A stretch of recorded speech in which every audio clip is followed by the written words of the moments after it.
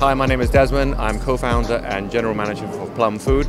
We are an O2O food tech company where our core business is delivering office workers their daily lunch.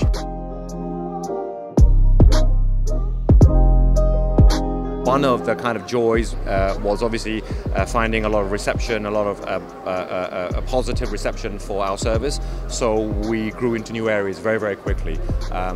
We always wanted a business model that was scalable, so we felt that if this worked in Central, it will work in Admiralty and it will work in other business districts as well. So we went with that and we accelerated very, very quickly, perhaps a little bit too quickly, because with each expansion, obviously, it required a lot of manpower, a lot of additional people, and we hadn't quite fine-tuned some of the optimization that we knew we had to do. I think the biggest struggle as a startup is how to balance that. You know that the end game is something that is maybe very efficient with a lot of technology and optimization, but at the beginning, before the funds, before the time is available to put them in, you really must solve that with manpower.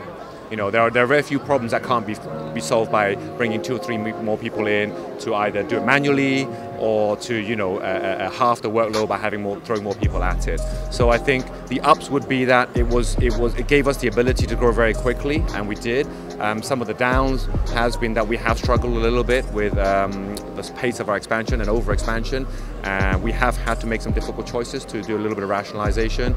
But I think what's important is that the core product, the core business is sound. I think what we want to do, or we are going to do right now, is we want to just focus back on our core service, what we do, and hopefully that will give us a little bit of time to put in some of the optimization that we always plan for. A lot of centralization of processes will come along. A lot of technology-based solutions will help us, reduce the amount of manpower we need for some of the tasks that we do every single day.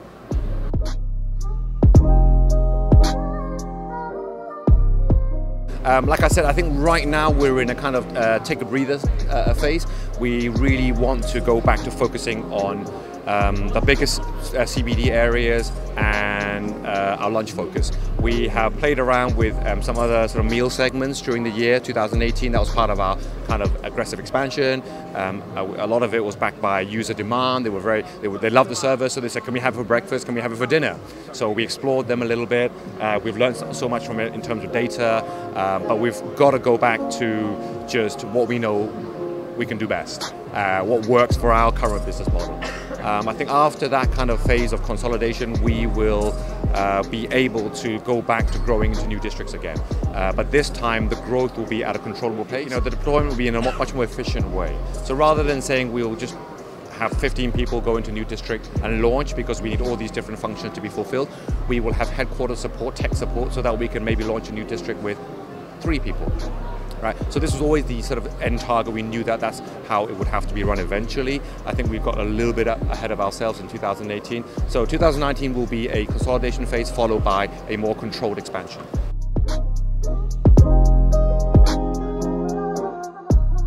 It's fantastic. I think it's this is the first time we've been here. Thank you for inviting us. Obviously, it's been really great to be in a space with sort of like-minded people, and it's also really great that they're all in completely different fields.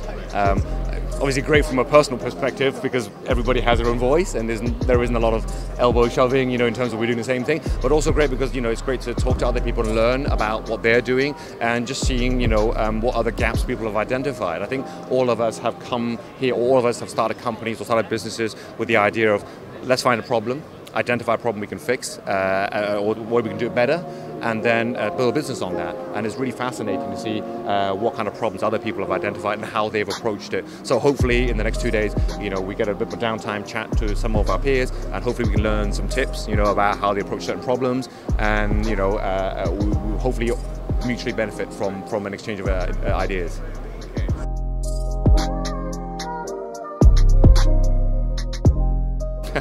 Yeah. I've prepared for this so often, actually. It's really funny because I always knew, and funnily enough, in 12 months, this is the first time I've been asked. You asked the hard question. First time we've been asked. I've never really come to the answer because, and I'm not ducking, I'm not dodging it, because it just depends. So for me, food is always tied to memories and kind of feelings, and you eat certain meals at certain times of year. Christmas, you have strong memories and you eat certain foods. But to be fair, I mean, yes, to be able to say, well, this is a really fantastic meal that I always enjoy when I order it at Plum, I would say it's a small cha餐厅 in Daihang, and they do a really fantastic char siu, scrambled egg char siu rice. You know, it's simple. You know, it is. You know, it's not expensive. Right, it's not fancy food, but I mean, you know, the egg is runny, the char siu is juicy and succulent, and they have their own soy sauce to go, which pairs with it, and you know, yeah, it's pretty fantastic, I have to say. Perfect. That's good. Thank you.